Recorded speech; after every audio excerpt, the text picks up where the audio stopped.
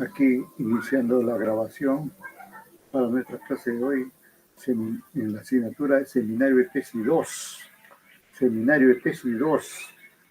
Aquí con los pupilos de contabilidad de la Universidad Líder Peruana. ¿Qué tal me escuchas desde Miguel Huancahuire? Se le escucha bien, doctor. Buenas noches. Hola, ¿qué tal? Todo bien, ¿no? Gracias, gracias. Sí, Esperamos, doctor. esperamos un ratito ahí que vaya llegando la gente. Doctor, quería hacerle una consulta. Dime. Eh, ¿Desde cuándo, doctor, se va a exponer los trabajos, los Ahorita, proyectos?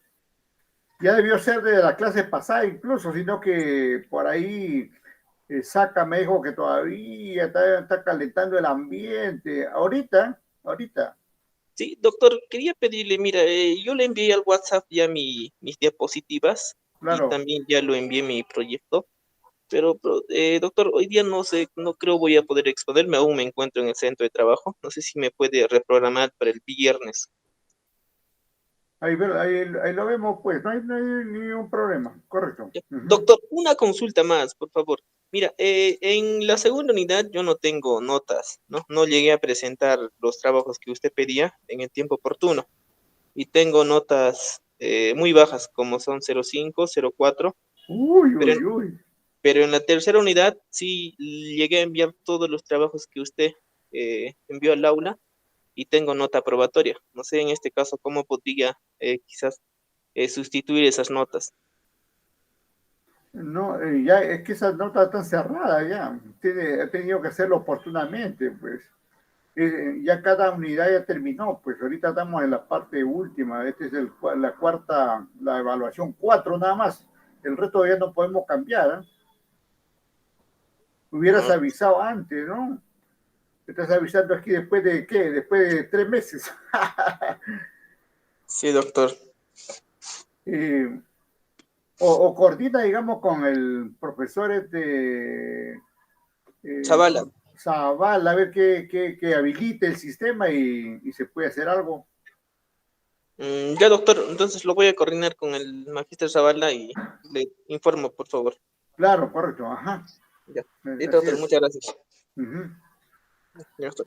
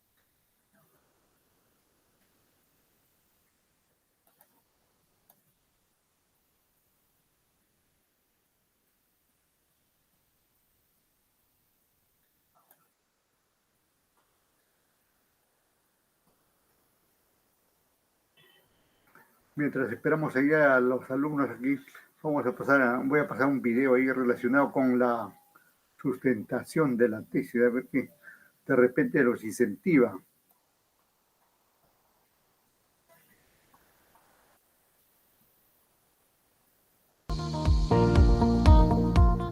Acá tenemos siempre a la colega, ¿cómo se llama?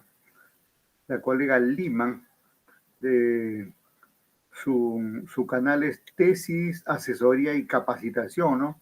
Y tiene importantes materiales ahí que tranquilamente puede ser utilizado por ustedes, ¿no? Felicidades, campeón, campeona. Ya estás en la recta final de tu tesis. Es hora de defenderlo a capa y espada. Y será el jurado especialista quien dé el dictamen sobre la calidad de tu estudio. Y de ser aprobado, entonces obtendrás ese grado profesional que tú te mereces. Es normal que estés nervioso o nerviosa porque ha llegado la hora de sustentarlo. Pero no te preocupes más, por ello te quiero recomendar que asistas a algunas sustentaciones previas a la tuya. Así observarás cómo otros estudiantes están defendiendo sus investigaciones. Presta mucha atención en las interacciones que ocurren, tales como: ¿el estudiante está relajado? ¿Qué estrategias emplea el estudiante para mantenerse relajado? ¿Cómo el estudiante interactúa con los miembros del jurado? ¿El estudiante sustenta correctamente las preguntas? ¿Qué harías tú si estuvieras en una situación igual? ¿Qué debes evitar? Sinceramente, se puede aprender mucho asistiendo a tales sustentaciones. Discute y ensaya tu investigación. Sí, debes discutir tu investigación con otras personas, tales como tus amigos, tus familiares, tus colegas. Escucha cuidadosamente sus preguntas y aprovecha los puntos de vista que te ofrecen esas personas. Recuerda, siempre es recomendable ensayar la sustentación días antes con personas que no saben absolutamente nada del tema. Así podrás verificar si ellos lo entienden y cuáles son las posibles preguntas que podrían surgir. Coordina la sustentación con tu asesor o profesor. Recuerda, tu profesor o asesor debe ser visto como tu aliado. Así pues, asegúrate siempre de coordinar con tu asesor, ensayar previamente y de esta manera vas a poder disminuir posibles errores. Reúnete a tiempo con tu asesor y discute la estrategia que debes utilizar en la sustentación. Sí, debes diseñar una estrategia. Identifica cualquier posible problema que pueda ocurrir y la manera como deberá ser tratado. Haz de la defensa tu mejor estrategia. Elabora tu presentación en PowerPoint. Por ello te recomiendo que prepares una presentación minuciosa de 20 a 25 minutos que repase el estudio en su totalidad. Esto se hace con la ayuda de una serie de 20 a 30 diapositivas en PowerPoint. Mantén tu presentación sencilla y constante, evitando cargar las diapositivas con mucho texto o gráficos. Mostrar muchos datos siempre entorpece la exposición y los efectos suelen distraer. Las letras no deben tener menos de 20 puntos de tamaño y deben ser colores fuertes. No utilices más de 2 tipos de letras. Las imágenes que emplees deben ser de alta resolución. Nunca pegues tablas o gráficos de Word o Excel, más aún si se distorsionan. De preferencia, vuélvelos a hacer en tu PPT. Prepárate personal y anímicamente. Recuerda, la presentación tiene que ser formal, es decir, con terno y corbata los varones y las damas con vestido o traje sastre. Es importante transmitir seguridad con la apariencia. Evita llevar ropa incómoda. Utiliza ropa que te permita desplazarte. La puntualidad es básica. Debes estar ahí por lo menos 1 hora antes para que puedas constatar que todo funciona bien. El aula, el proyector, la computadora, el archivo, las sillas, los micrófonos y todos los pequeños detalles que van a servir de mucho para que los miembros del jurado se encuentren cómodos. Revisa el archivo de tu presentación. Sí, chicos, el archivo en el que tenemos nuestra presentación debe ser revisado antes para comprobar que esté funcionando correctamente y que no haya sido atacado por ningún virus y que se vea muy bien. Nada de medicamentos. No es aconsejable tomar medicamentos para mantener la calma, porque podrían resultar adversos. Imagínate dormirte en plena sustentación. Se arruinaría todo. Respeta los protocolos. Al momento de dar inicio a la sustentación, debes estar atento a los protocolos, porque siempre se guarda un orden de quién habla primero, quién habla después y así sucesivamente. Agradecimiento y humildad. Al momento de empezar, debes agradecer la presencia de los miembros del jurado y aceptar con toda humildad los criterios que ellos te manifiesten. Y mientras tú los escuchas, ve asentando con la cabeza, con un movimiento de arriba hacia abajo, a manera de decir que estás de acuerdo con la pregunta. Seguridad. Ten en cuenta el tono de voz que tú vas a emplear. Debe ser convincente, al igual que la postura. Siempre derecha y mirando a los ojos de los miembros del jurado. Honestidad y valentía. Sí, chicos, jamás se exponga con la mirada baja, hablando de espalda o viendo la pizarra. Desplazamiento. De preferencia, muévete del lugar, no permanezcas inmóvil. Agita las manos para consolidar algún aspecto que tú consideres más importante. Eso sí, no exageres en los movimientos. Capacidad. No pierdas de vista que el objetivo es demostrar que eres digno de recibir ese título o grado académico. No desfallecer. A estas alturas del partido queda prohibido rendirse. Así que en todo momento permanezca firme en su postura y en su tono de voz. No bajes la guardia en ningún momento. Y mírelos como un alumno de mundo, en modo aprendizaje, dispuesto a escuchar, a aprender, a enseñar y responder todas las dudas que el jurado pueda tener.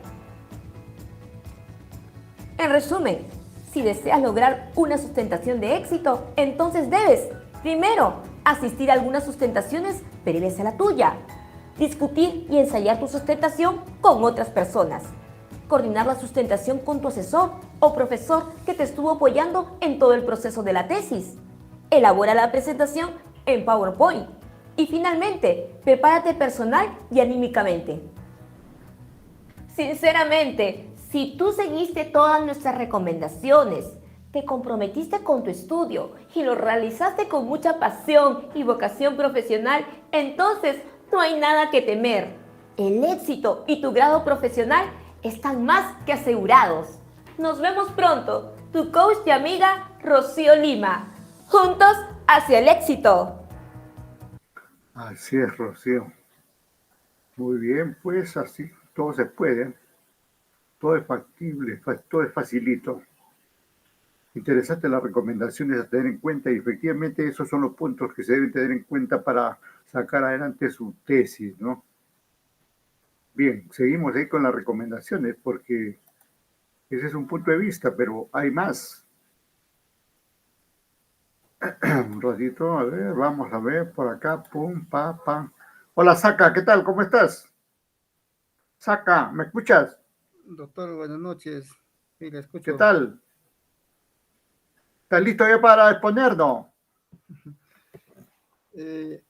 Sí, hice 2 diapositivas, profe. Claro. Espérate, aquí más ratito lo presentamos, pues. Ya, doctor, ya, está bien. Anda calentando motores.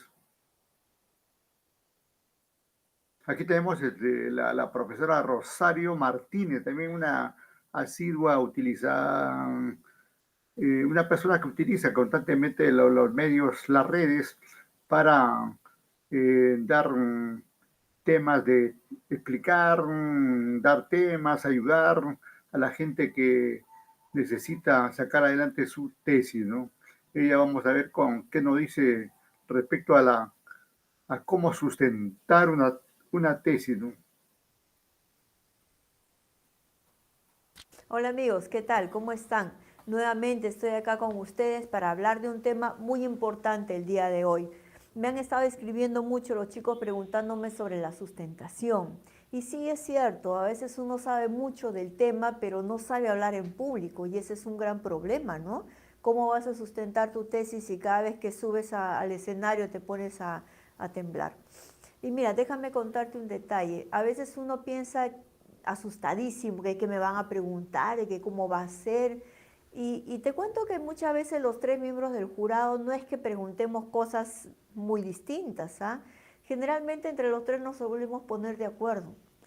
Uno pregunta la metodología, el otro pregunta la parte estadística, el otro puede preguntar parte de las bases teóricas, en fin. Pero te cuento que las preguntas no son tan fuera del contexto, ¿ah? Así que no tengas por qué asustarte. Vamos a ver eso un ratito, ¿ya? Bien chicos, vamos a ver entonces. Una de las principales preguntas que siempre se suele hacer en las sustentaciones es lo que está referido al tema. Siempre se suele preguntar, ¿por qué hiciste este tema y no el otro?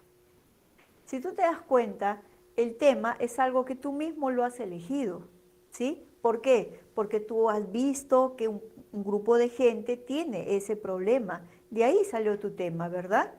Si has visto los videos anteriores del AQP, me podrás entender. Si no lo has visto, vamos, ahora lo tienes que ver para que puedas comprender, ¿sí?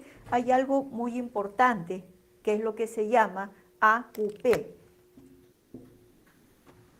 De este AQP sale el tema. El tema no es otra cosa más que el problema que este grupo de gente tiene. Es el paso número 1 por donde empezaste a hacer, ¿no es cierto? Entonces es imposible que no puedas responder. Todo tu estudio gira en torno a este problema, ¿sí? Entonces es una pregunta bastante sencilla que no tiene por qué amilanarte. Sin embargo, ¿me creerás si te dijera que acá cae mucho? Mucho, mucho. ¿Por qué? Porque quizá la gente no tiene claro el AQP y el CCA que tú ya conoces. Pero como tú ya lo sabes, entonces para ti esta es una pregunta tremendamente sencilla, ¿verdad? Bien, la otra pregunta que siempre suele hacerse, quizá con mala intención diría yo, es lo relacionado a las variables.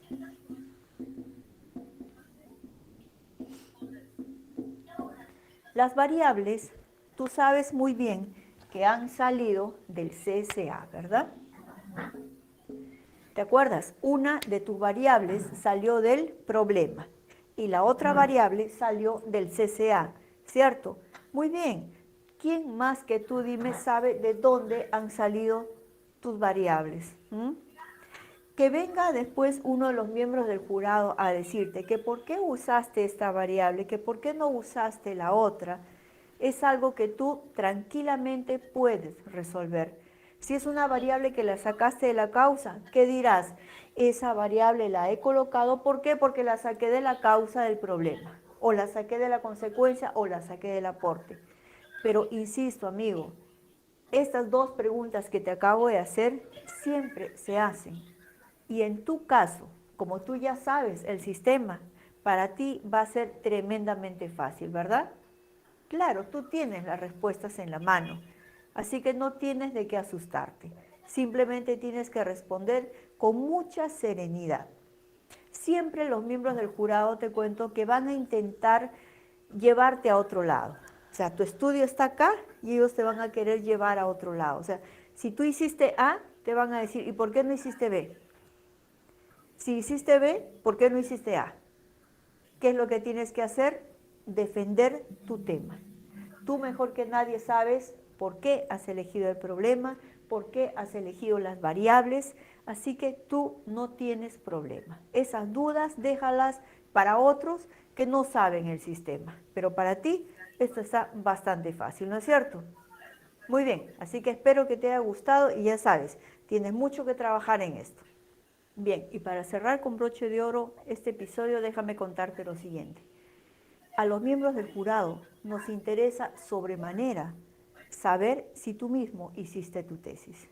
Así que tú tienes que ver cómo, pero me vas a explicar y me vas a hacer entender que tú mismo lo hiciste.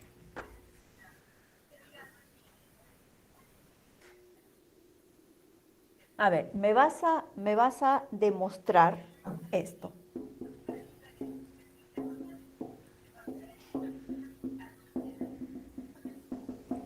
Yo mismo lo hice. ¿Cómo me lo vas a demostrar?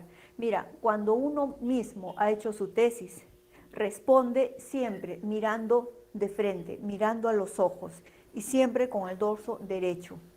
Cualquier cosa que se te pregunte, inmediatamente respondes. Tú puedes hasta inclusive inclinar un poco el dorso hacia adelante para responder y mirar a los ojos a la persona que te ha hecho la pregunta, ¿sí? Tú sabes muy bien que la comunicación no verbal es básica en esos momentos. Generalmente las personas a las que se les hace una pregunta y no pueden responder es porque no lo hicieron. ¿Qué hacen? Te bajan la mirada. Te bajan la mirada, uno siente como que se estuviera achicando, ¿sí? Pero no te suelen responder de frente. Te responden con evasivas, con muchas evasivas. Tú sabes perfectamente que existe un mercado negro de tesis. Por eso justamente los miembros del jurado necesitamos que nos demuestres que tú mismo hiciste la tesis. Debes llevar cualquier cosa que tengas que pruebe, ya sea los cuestionarios, sea fotos, sea videos, sea lo que sea, con tal que pruebes que tú mismo hiciste la tesis. No hay mejor respuesta que me puedas dar llevándome pruebas y respondiéndome directamente a todo lo que te estemos preguntando. Tú haces eso y nosotros mismos en el momento nos quedaremos totalmente conformes de que sí, este chico hizo su tesis él solo. ¿Ok? Muy bien, espero que te sirva. Un pequeño detalle más.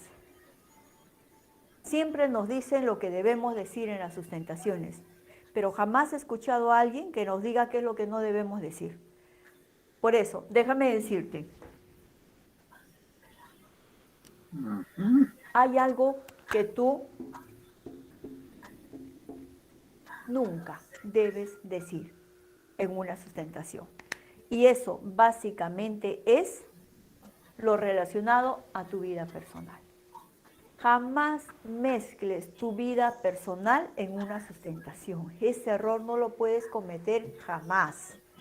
A nadie le importa si la tesis te costó el matrimonio, que si gastaste mucho dinero, o sea, a nadie le va a interesar eso. Es más, cada vez que alguien comenta cosas de la vida personal en la sustentación, en vez de mejorarte, te baja. Así que, por favor, tu vida personal a un lado completamente. En la sustentación tú vas a defender tu tema, tu estudio. Nada más que eso, ¿ok? Muy bien, espero que te sirva. Bien, muchachos, espero que les haya gustado. Hay mucho más de qué hablar, que ya posteriormente lo iremos contando, pero escríbanme sus comentarios, sus preguntas, los temas que quieren que conversemos, y sobre todo las ciudades a las que querramos que vayamos, porque por ahí que caemos en tu ciudad, ¿ya? Muchas gracias aquí la profesora. Eso que dice no decir de la vida personal es totalmente cierto. Y ha pasado, digamos, a nivel maestría, doctorados. La vez pasada, justamente hace no mucho, ni siquiera un mes, ni siquiera un mes hace que tuvimos una presentación donde un colega docente sustentaba una tesis de doctoral en contabilidad, justamente. ¿Qué pasó? A veces algunos quieren darse la parte, pues. Y comienza hablando, pues, sí, que yo soy profesor de prestigiosas universidades privadas y todo eso, ¿no? Al final, digamos, eso como dice acá la colega, a nadie le interesa. Resultado, el graduado jalado, ¿no? Jalado porque también no fue contundente por ese punto de hablar de su vida personal, y por otro punto, digamos, que no supo responder a aspectos fundamentales como ha indicado, ¿no? Esto del problema, de la solución, las variables, los indicadores y todos los aspectos, ¿no? Hay que tener en cuenta esas situaciones porque ayuda mucho al momento de sustentar una tesis, ¿no? Por aquí nos estamos adelantando ya con ustedes con la tesis, ¿no? Aunque ustedes todavía recién están en el proyecto, ¿no? Pero no está de más que ya pensemos hay que pensar, como dicen, hay que pensar en grande para ser grande, ¿no? Por acá hay otro trabajo aquí relacionado con algunas preguntas clásicas, ¿no? Aunque la profesora ya indicó también las preguntas clásicas, ¿no? A ver, mientras tanto aquí, Saca me dice que ya tiene su trabajo, todo. Huancahuire se disculpó por ahí, dice que tiene, pero no tiene. Por acá, que me dice Laucata, Marini Laucata, ¿tienes tu trabajo para exponerlo? Hola, Laucata. Macías, Ronnie Macías, ¿qué me dice? Profe, buenas noches, profe, falta todavía un parte, profe, terminarlo. Así va a terminar el ciclo y nunca vamos vamos a terminar. Bueno, mientras lo terminas, continuamos aquí con, con este tema pues de cómo enfrentar una situación. Una situación más grande que la exposición de un plan, ¿no? Sino la tesis en sí, ¿no? Entonces, por eso decía que nos estamos adelantando ahí ya a eventos Hola a todos. más importantes, ¿no? Como este que dice aquí, pregunta clásica de una sustentación, ¿no? Vamos a ver, aquí tenemos con Jorge R. Montañez o Montañez, ¿no? Montañez, ¿qué nos dice al respecto, ¿no? Vamos a ver. El día de hoy vamos a hablar acerca de las preguntas clásicas de sustentación, o en todo caso les voy a dar una orientación o una guía acerca de las preguntas que en su mayoría de las veces realizan los jurados al momento de sustentar una tesis. Aquí tenemos la pregunta número 1, donde nos dice ¿qué aspectos motivaron la realización de la investigación? Cuando el jurado nos realice este tipo de preguntas, nosotros debemos de centrarnos en la realidad problemática de nuestra investigación. Dicho de otro modo, tendríamos que explicar cuáles son las dificultades que se ha encontrado dentro de la institución u organización donde vamos a realizar nuestra investigación. Por ejemplo, podemos decir que existen dificultades o deficiencias, no sé, en la gestión del talento humano o en la calidad de servicio o en la motivación, etcétera. Entonces, no se olviden responder esta pregunta enfocándonos en la realidad problemática, ¿sí? La siguiente pregunta es, ¿qué significado tiene la sigla APA o las que tuviera en su investigación o tesis? Muchas veces existen jurados que realizan este tipo de preguntas y que en ocasiones nos causan dificultades al momento de responder.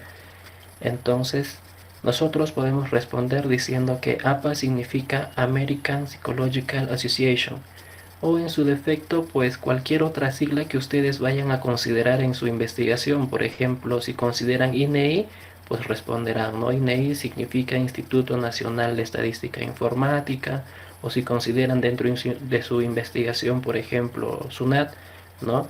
Pondrán Superintendencia Nacional de Administración Tributaria y así, etcétera. Es importante que conozcan las siglas que vayan a considerar dentro de su investigación.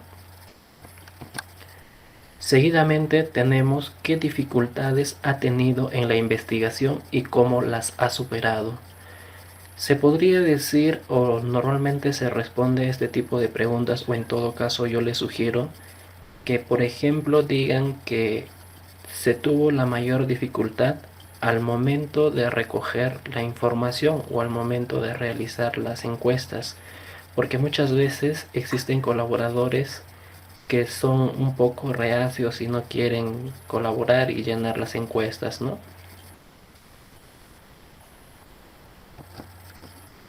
¿Cómo ha empleado el aporte de los antecedentes? Esta es una pregunta muy interesante y de hecho debemos de partir entendiendo qué significa antecedente o qué es un antecedente, muchas veces llamado como trabajos previos. Los trabajos previos, pues su mismo nombre lo dice, son aquellas investigaciones o aquellos trabajos que ya se ha realizado hasta el momento o que se tiene de nuestra investigación, o al menos que va relacionado a nuestro tema de investigación. Entonces, ¿cómo vamos a emplear nosotros estos antecedentes? Pues lo vamos a emplear al momento de realizar la discusión de resultados, ¿ok?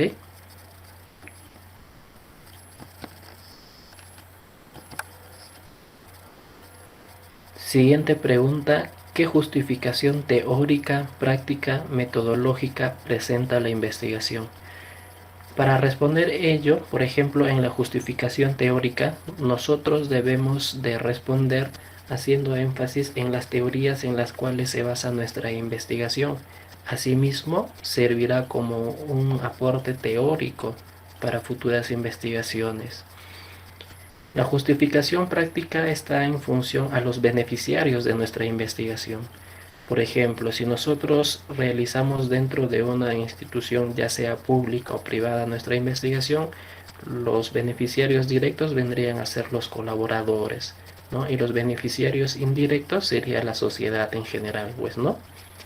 La justificación metodológica está en función a qué tipo de estadístico nosotros vamos a realizar dentro de la investigación. O inclusive en la justificación metodológica se puede mencionar que los instrumentos que se ha elaborado en la investigación van a servir como referentes, ¿no? Para futuras investigaciones. Pregunta número 6 tenemos: ¿por qué considera que su investigación fue del tipo no experimental o experimental? Esta es una pregunta que varias veces se suele escuchar. Entonces nosotros responderemos diciendo que fue del tipo no experimental porque en nuestro trabajo de investigación no se realizaron o no se manipularon las variables de estudio. Y si nuestra investigación fue experimental, significa que nosotros manipulamos las variables. ¿Qué quiere decir esto? Al tratarse de una investigación experimental, estamos brindando nosotros talleres, charlas, capacitaciones a nuestro grupo. Entonces, de manera sucinta y clara, es de tipo no experimental porque no se realiza manipulación de variables. O es de tipo experimental porque sí se realiza manipulación en nuestras variables. Pregunta número 7.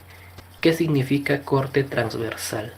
Una investigación es de corte transversal cuando nosotros al momento de realizar nuestro recojo de datos, cuando recabamos la información, lo vamos a realizar en un único momento.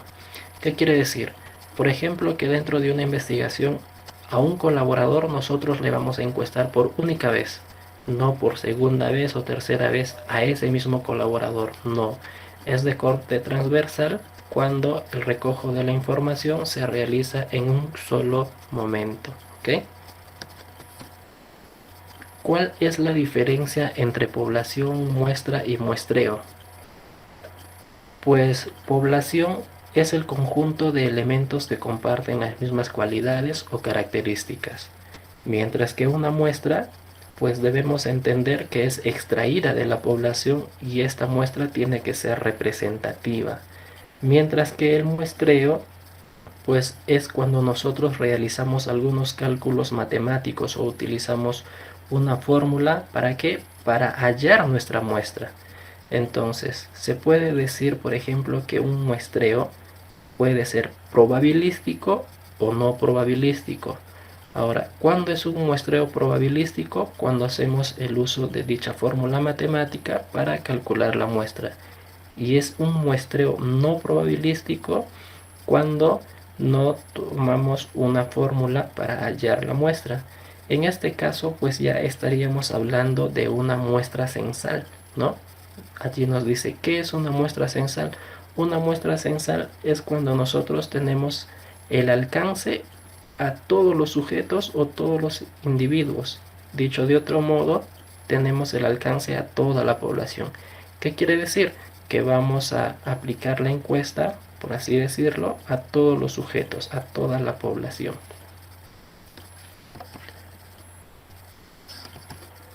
Pregunta número 9. Conceptualice sus variables y dimensiones. En esta parte es importante revisar el marco teórico de la investigación, ¿no? Como ustedes son los investigadores, pues tienen que dominar cuáles son sus variables y cuáles son sus dimensiones. Asimismo, pues a qué se refiere cada una de ellas, ¿no? Y tendrán que responder de acuerdo a la investigación que estén realizando. La pregunta número 10. ¿Qué diferencia existe entre definición conceptual y operacional? Una definición conceptual es tal cual lo ha mencionado o lo ha dicho un determinado autor. Se podría decir que es una cita directa.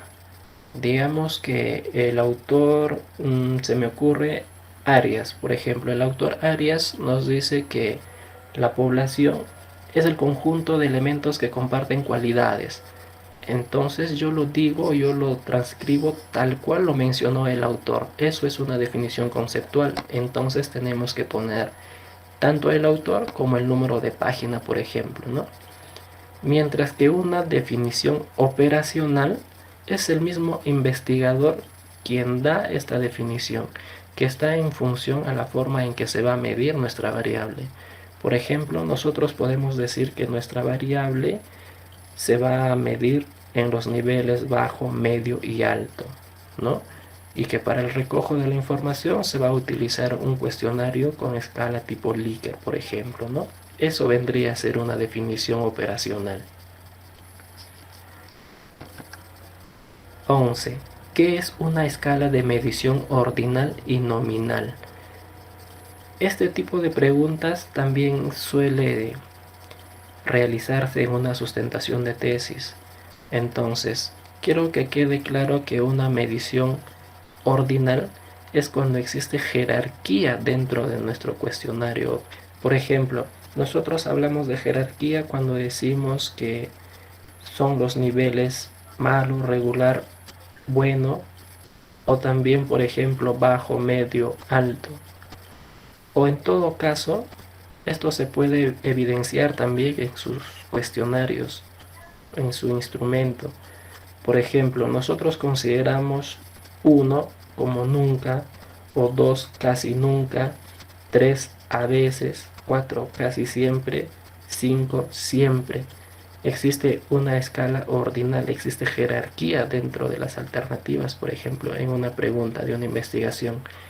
Por otro lado, es nominal cuando no existe una jerarquía. Un ejemplo de ello es el género, masculino o femenino. Es indistinto, cualquiera de los dos puede ser primero.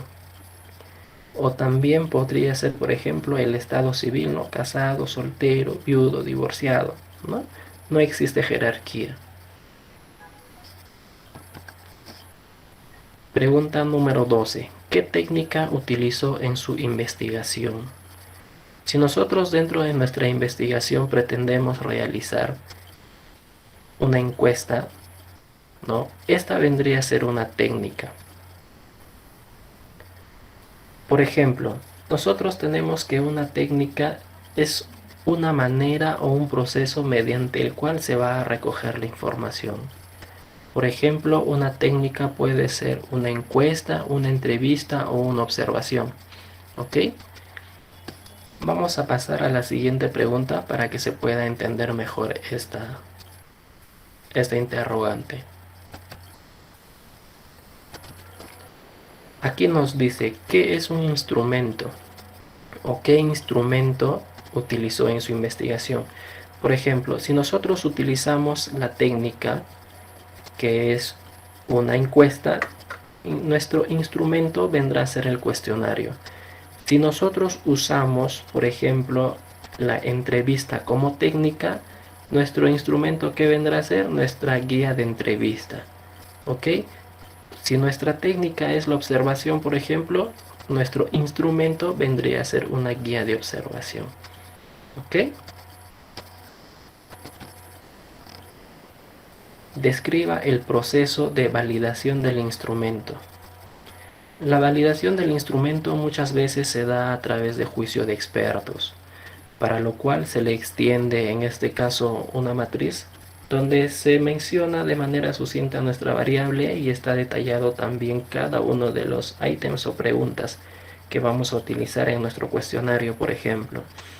La función primordial de esta validez de instrumento es medir la pertinencia, la relevancia y claridad de los ítems o preguntas, ¿ok?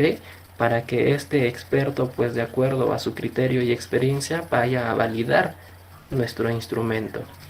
Asimismo, si se quiere o si así se desea, se puede realizar también la validez de instrumento de acuerdo a la V de Aiken, que es otra técnica.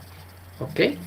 Entonces, el proceso de validación de instrumento sería alcanzar una matriz donde se encuentren nuestras variables y nuestros ítems, los mismos que tienen que ser alcanzados, ¿no? Valga la redundancia, al experto, y este será quien se encargue de validar, ¿no? Y allí ya nos podrá poner, por ejemplo, algunas observaciones que se tendrá que levantar.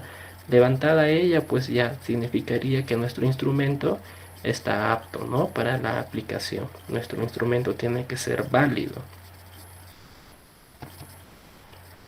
Describa cómo se realiza la confiabilidad, que es prueba piloto.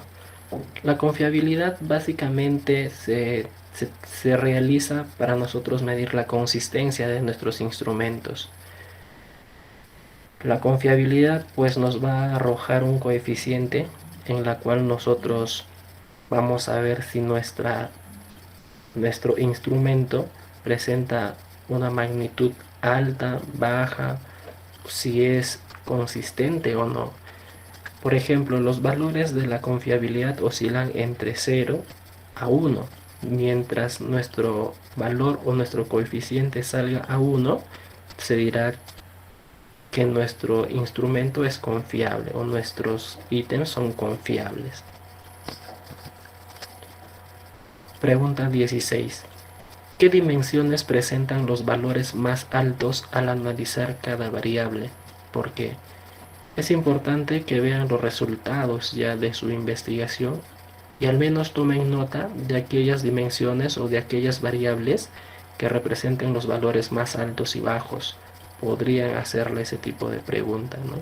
¿Y a qué se debería ello? Ya que los colaboradores, ¿no? Por ejemplo, consideran que la variable tal se encuentra en un nivel bajo, ¿no? O en un nivel alto. Ustedes podrían responder de esa forma. ¿Cómo realizó el proceso de discusión de resultados? La discusión de resultados se realiza a través o por medio de una triangulación.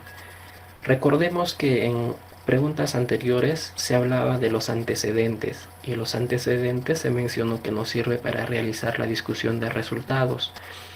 Entonces, nuestros resultados que vayamos a obtener dentro de la investigación lo vamos a comparar con aquellos resultados que se obtuvo en los antecedentes o los trabajos previos. Y esos mismos tienen que ser también fundamentados de acuerdo a una teoría que se tiene, ¿ok?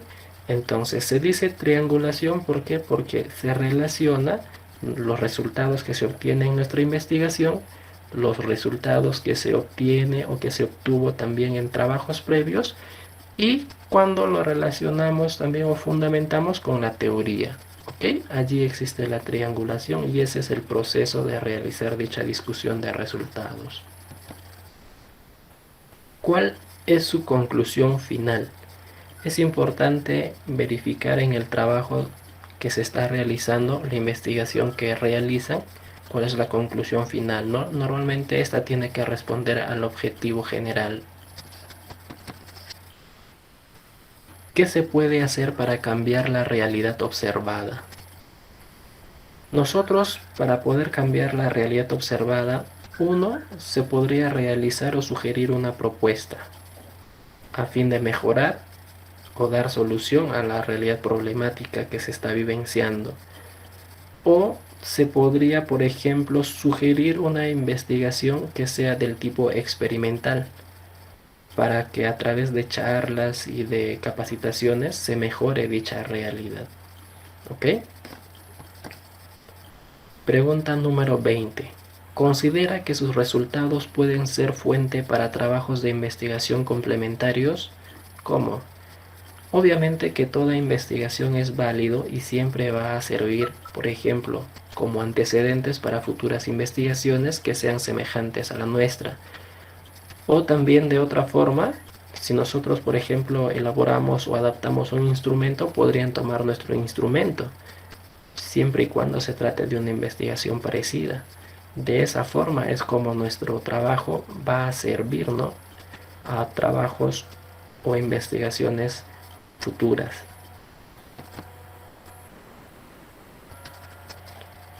¿Qué entiende por hipótesis nula? Antes de ello deberíamos de entender en realidad qué es una hipótesis. Pues una hipótesis es una proposición afirmativa. Entonces, nuestra hipótesis nula sería la negación de nuestra hipótesis de investigación. Aquí debemos tener en cuenta también que nosotros para refutar nuestra hipótesis lo hacemos en función, valga la redundancia, a la hipótesis nula. Pregunta 22. ¿Para qué se usa el método R de Pearson, RHO de Spearman o la RO de Spearman? Esto está en función a la metodología que se vaya a utilizar o al estadístico que vayan a emplear. Por ejemplo, si es una investigación de tipo correlacional, sería pues respondiendo a la pregunta 22 para medir la correlación que existe entre las variables. Cualquiera de los dos mide correlación. ¿Ok? 23. En su tesis, ¿por qué considera su estudio como relevante? Es relevante porque con nuestra investigación vamos a dar solución o vamos a proponer mejoras a una problemática que se está viviendo o que se está percibiendo en una institución o en una sociedad. ¿Ok? 24. ¿Qué recomendación considera la más relevante? ¿Qué otra recomendación haría usted? Dependerá también de la investigación que estén realizando. Obviamente cada recomendación que van a realizar en su investigación son relevantes y son importantes. ¿Ok?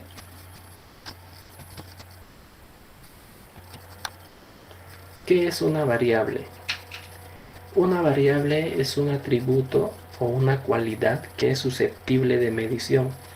Por ejemplo, si ustedes tienen la calidad de servicio como una de sus variables, podrían responder no, diciendo que mi variable es una cualidad, la misma que va a ser medido en los niveles bajo, medio o alto, ¿no? ¿Para qué se hace una prueba de normalidad? Una prueba de normalidad se realiza para tener la idea o para saber qué tipo de estadístico nosotros vamos a realizar o vamos a emplear para la contrastación de hipótesis. Si nosotros tenemos que nuestros datos son normales y estamos hablando de una investigación correlacional, utilizaremos la prueba paramétrica del R de Pearson.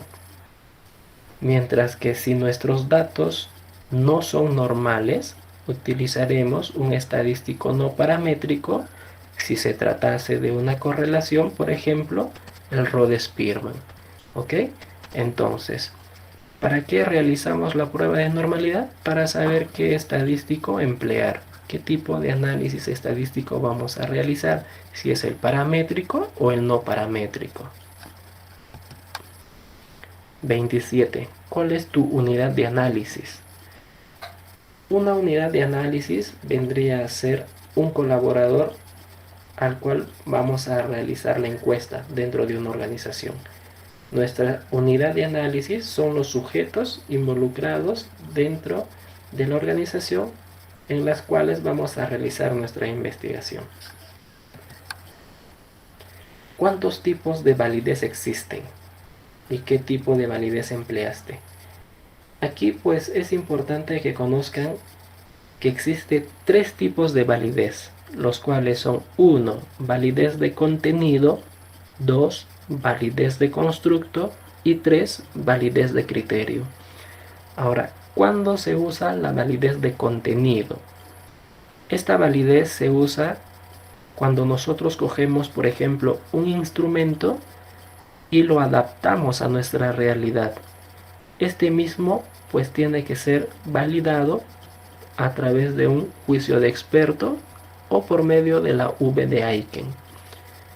Como punto número 2, la validez de constructo es cuando el investigador es quien realiza el instrumento, es el autor del instrumento que se va a emplear dentro de la investigación.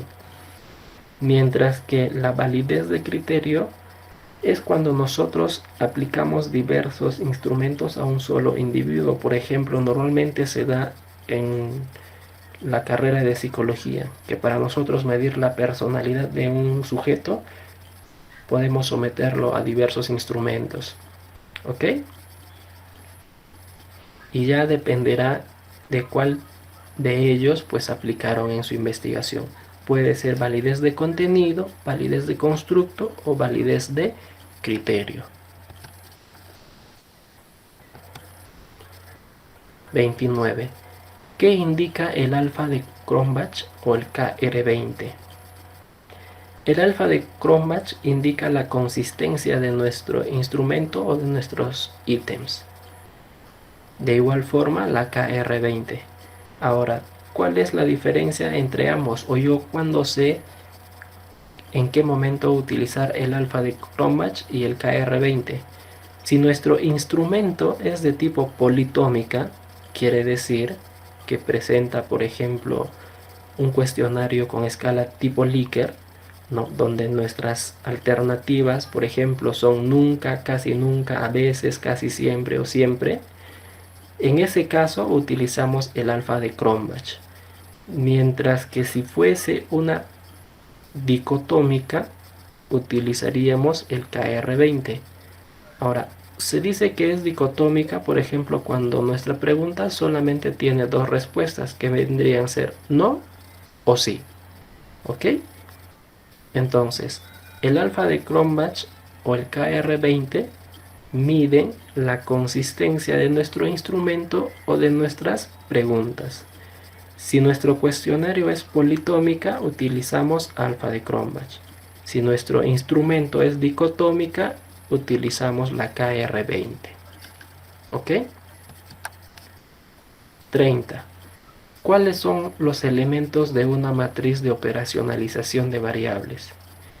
Los elementos de una matriz de operacionalización de variables va a depender de cada institución, ya que las universidades muchas veces tienen ya un modelo o les presentan o les sugieren una matriz.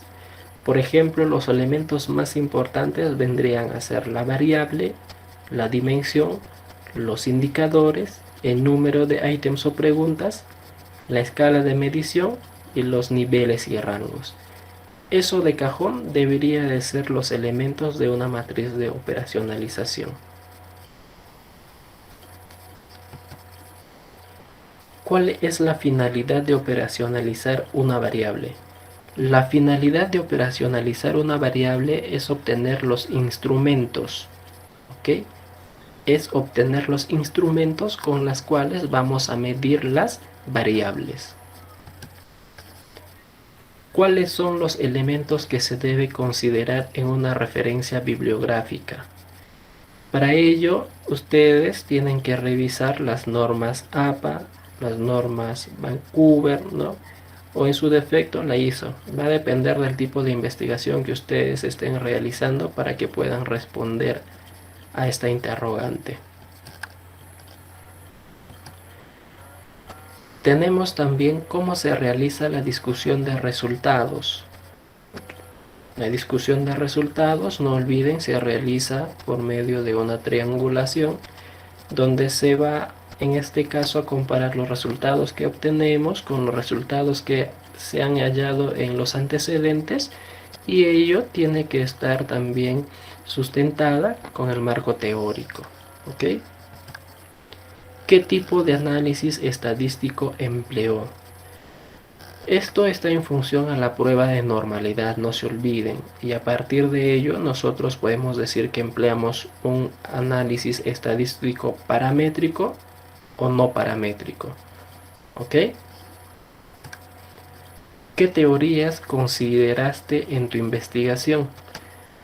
Deben de conocer al menos un autor base de cada una de sus variables y, por qué no decirlo, también de sus dimensiones. Es importante que conozcan dichos autores y qué es lo que menciona acerca de su tema de investigación o variable. Y también les pueden preguntar acerca de la metodología. En este caso, pues por ejemplo, les podrían preguntar cuál es el tipo y diseño de su investigación, por su finalidad, por su alcance, cuál es el diseño de su investigación, cuál es el enfoque de su investigación. Eso sería todo por hoy. Muchas gracias y hasta la próxima. Interesante aporte acá esto del colega. La realidad problemática de nuestro... Buenaza, digamos, estas preguntas y la respuesta que él ha venido dando. Se ve que el hombre conoce. Qué bien, qué bien. Pero qué bien que por ahí ustedes lo conozcan y le den una repasada, ¿no?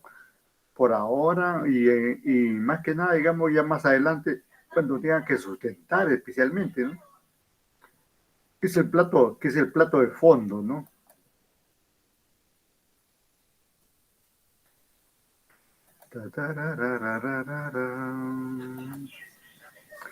El plato de fondo, ¿no?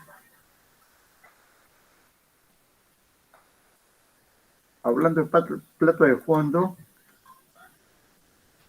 un material más relacionado justamente con, con la pregunta típica, como dice acá, miren, pregunta típica de los jurados de tesis. Por ahí ya nos decía también otra colega, Martínez, las típicas que utilizan los jurados.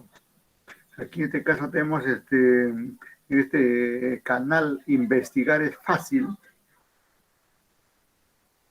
Claro, es fácil siempre y cuando haya puesto como alumno atención, ¿no? Atención a su investigación, a su proyecto de tesis, a su tesis, ¿no? Y luego ya al momento de estar frente a los jurados, estar tranquilo y poder, digamos, exponer de la mejor manera, ¿no?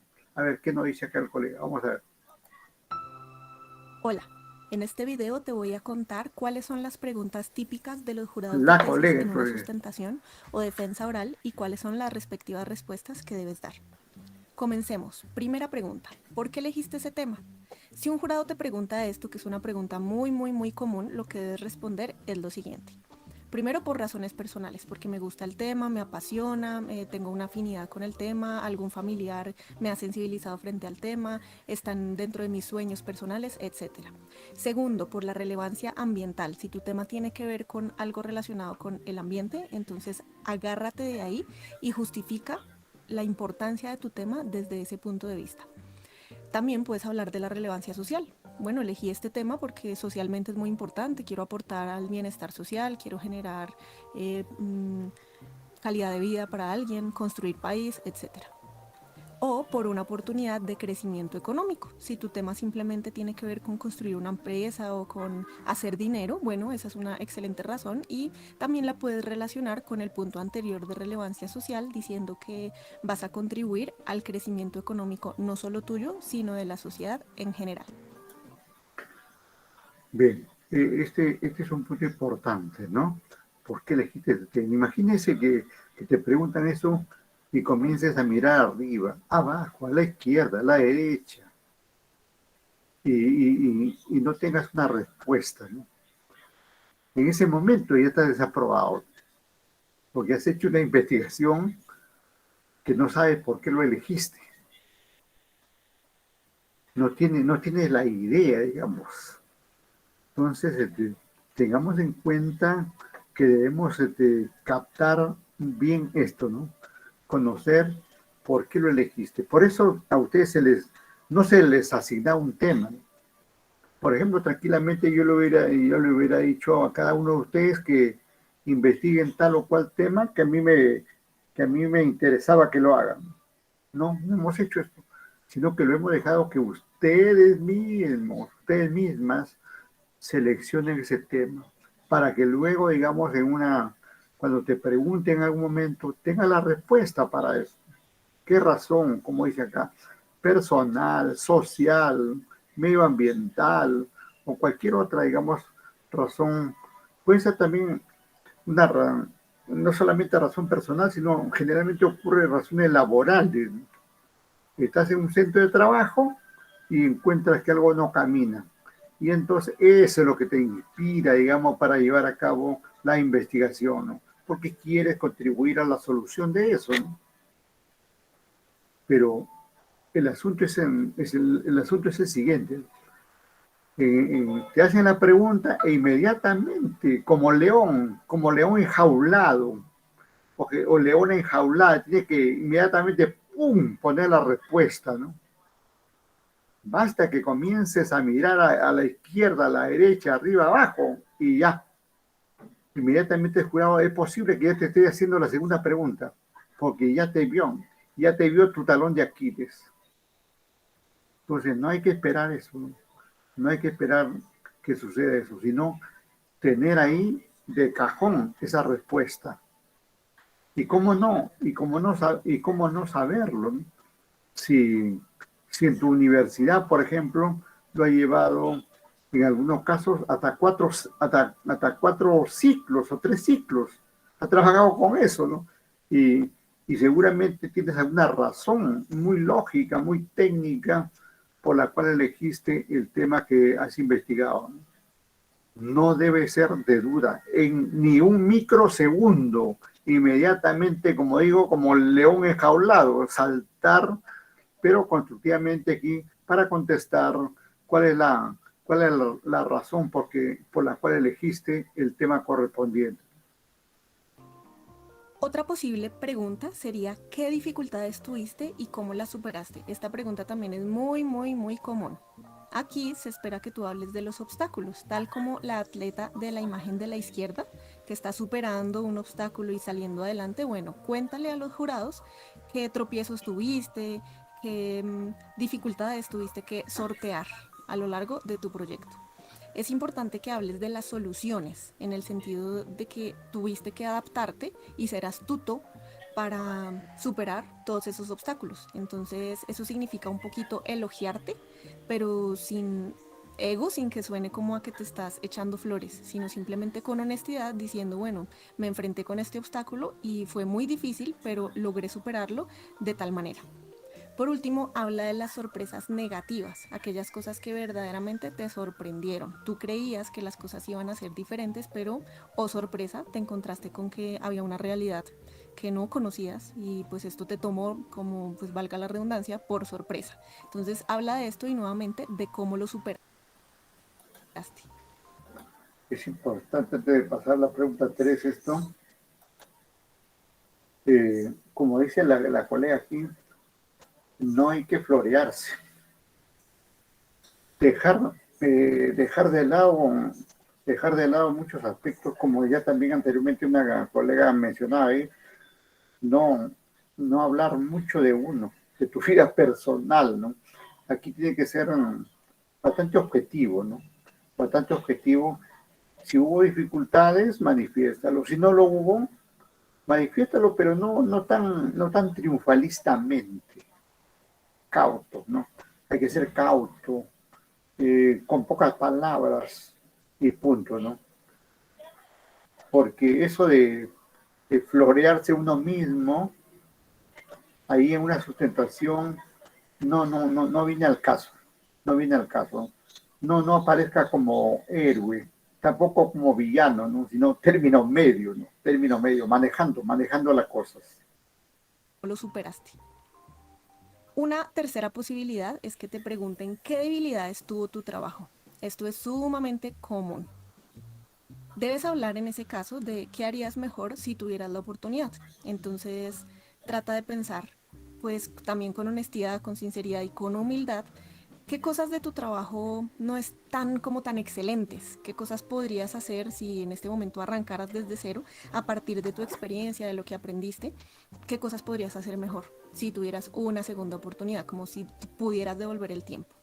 También puedes hablar de qué cosas aprendiste a partir de los errores. Entonces, habla de tu crecimiento personal, de la madurez que alcanzaste, del conocimiento que desarrollaste. Y por último, haz una autocrítica. Esto es muy importante porque refleja cierta madurez y un pensamiento crítico que los jurados seguramente van a valorar mucho. Entonces, mírate a ti mismo como una especie de juez, júzgate a ti mismo y critica tu trabajo con honestidad, resaltando que estuvo muy bien hecho en ciertas cosas, pero que hubo, sí, debilidades, porque nadie es perfecto y todos cometemos errores. Una cuarta posibilidad de pregunta es, ¿qué aporta tu trabajo frente a trabajos anteriores?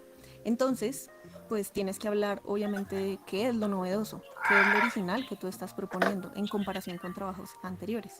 Obviamente para esto pues debes saber qué han hecho otros y compararlo con tu trabajo. Entonces tienes que demostrar que conoces el trabajo de otras personas sobre el mismo tema, los avances que otros hicieron antes que tú y compararlo con el tuyo, decir, bueno, yo aporté esto frente a lo que ya había. Y hablar de qué descubriste sobre el tema, como en el sentido de tus hallazgos personales, de cómo tú lograste explorar un territorio antes inexplorado y lograste ciertas conclusiones. Por último, es posible que ellos tengan dudas sobre la metodología, el marco teórico, etc. En realidad, las preguntas de los jurados van al final de tu sustentación. Entonces, en este punto tú ya expusiste la metodología, el marco teórico, etc. Pero de pronto ellos se queden pensando, pero ¿cómo así? No entendí. Entonces es posible que te pregunten cosas como ¿cuáles fueron los autores más influyentes en tu trabajo? Trata de decirlo durante la sustentación, pero si te lo preguntan, pues explícales a los jurados. Algunos de los autores en los que me basé, que admiro mucho, que publicaron tales y tales libros, fueron estos autores. Otra posibilidad es que te digan algo así como ¿cómo seleccionaste la muestra y por qué? De pronto no entendieron. Entonces cuéntales honestamente pues cuál fue el proceso para seleccionar a los participantes de tu estudio o investigación. También te pueden preguntar cuáles son tus resultados más relevantes. Ya debió haber estado expuesto en la sección de resultados, pero si no lo hiciste, entonces hazlo en este punto. O de pronto sí lo hiciste, pero ellos no entendieron. Entonces diles con humildad, aunque ya lo hayas expuesto, diles, bueno, retomando la parte de la exposición donde hablé sobre los resultados, quiero destacar que los más relevantes fueron estos y estos por tal razón. Ahí en ese punto hay que tener mucho tino. No puede decirle así tajantemente, pero es así como digo, no le puede decir a un jurado, pero eso ya lo expliqué. Eso jamás, ¿no? No puede decir eso, ¿no? Como dice aquí, tiene que tener tino para manejar este punto, ¿no? Como dice acá, la colega dice, podría decirlo así, retomando. Así con esa palabrita retomando, quiere decir que vas a repetir algo que ya dijiste. Y con eso, digamos, no estás ofendiendo, digamos, al jurado que como que no estuvo atento, digamos, ¿no? Simplemente está diciendo que vas a retomar ese punto para confirmar lo que quieres expresar sobre tu resultado, ¿no? O por último, es posible que te pregunten algo así como ¿qué recomiendas para futuras investigaciones? Igualmente, esto forma parte de la sustentación oral. Hay una parte de todo documento y de toda investigación o proyecto que se llama recomendaciones.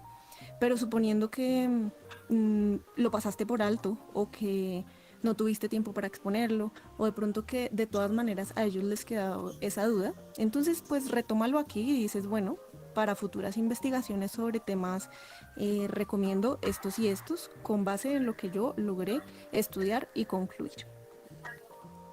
En esta imagen que estás viendo en este momento te resumo las 5 típicas preguntas que los jurados te pueden hacer, así que puedes aprovechar para tomar una captura de pantalla y estudiarlas y así estar completamente preparado para tu sustentación o defensa oral.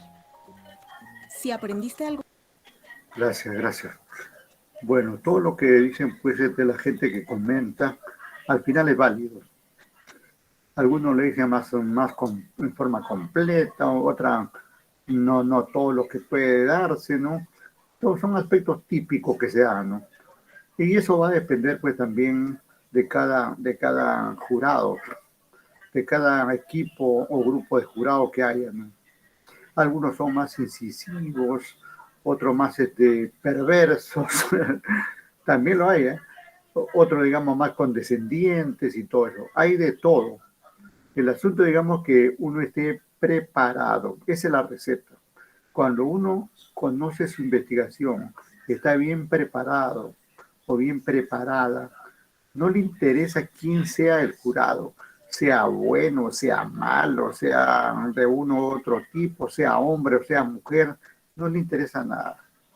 Simplemente va, expone, contesta ahí, punto, ganador. Punto, ¿no? Así, por ahí va el asunto. A veces también, ya como comentario aparte, sucede que por cuestiones de género, miren, cuestiones de género, cuando está, digamos, exponiendo una mujer, una dama, y los jurados son mujeres, a veces las juradas en este caso, o las jurados, mejor dicho, las jurados son más no digamos perversas, sino más incisivas, más incisivas. No sé, así nace, así les nace hacer, ¿no? Pero en cambio, si las jurados tienen como sustentante a un varón, por ahí no son tan incidentes, ¿no? No, esto no es tan común, ¿no? No es tan común, pero por ahí se da. O lo que es lo mismo, por ejemplo, hay una dama sustentando, una dama, y tenemos ahí jurados, hombres, varones, ¿no? Entonces por ahí un poco le nace, digamos, el cariño, digamos, se acuerda que al final su mamá es una mujer, que tiene hijas mujeres, que al final tienen amigas mujeres, colegas mujeres. Repito, no es un corolario común, pero en algunos casos yo he visto que eso también resalta. No sucede lo mismo, por ejemplo, si hay un varón exponiendo y tenemos ahí jurados, varones. Ahí parecieran, ahí poner, es casi lo mismo como pasa cuando hay mujeres que exponen y mujeres jurados. Casi ahí es una pelea de egos, casi es una pelea de egos. Como que, como que el jurado casi necesita, digamos, en darse la parte y dar a conocer al graduando como al que lo escucha o en la grabación que queda, como que sabe el tema, como que está por encima del bien y del mal.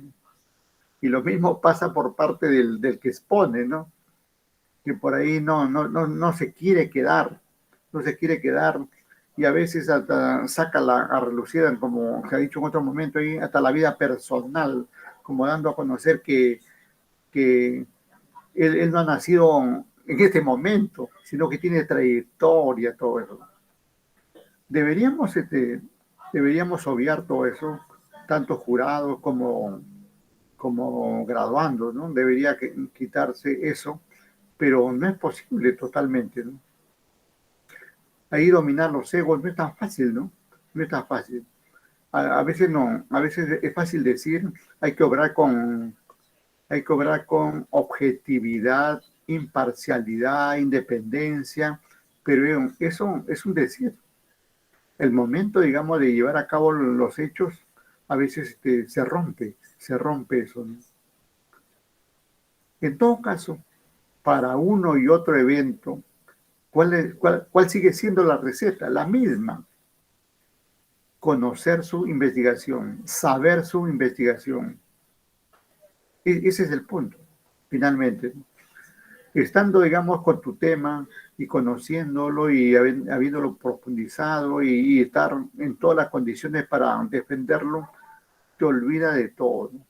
Y simplemente manejas tus tiempos, tus movimientos, tu genio, tu carácter, que también por ahí hay que manejarlo adecuadamente, ¿no?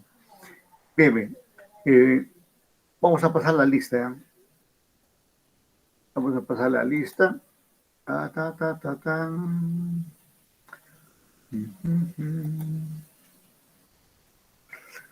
Lo que veo que acá, bueno, veo acá algunos son muy deseosos de seguir aprendiendo, escuchando, sacándole provecho a, a sus estudios, pero hay otros que no aparecen por acá, ¿no? Bueno, veo que acá el sistema está en el 21.1, no sé, no se puede pasar la lista. Estoy ahí en el 21.1 y desde acá yo no puedo cambiar el periodo. Seguramente están modificando ahí porque hay un cambalache ahí con las asignaturas, los nombres y todo eso. No. Por el momento no se puede pasar la lista, solamente voy a anotar aquí los que están presentes. Ahí lo veo a ver, Macías, Pérez, Saca, Carrión, Laucata y nadie más. Y nadie más. Nos quedamos ahí. Gracias, buen día. Hasta la siguiente, profe.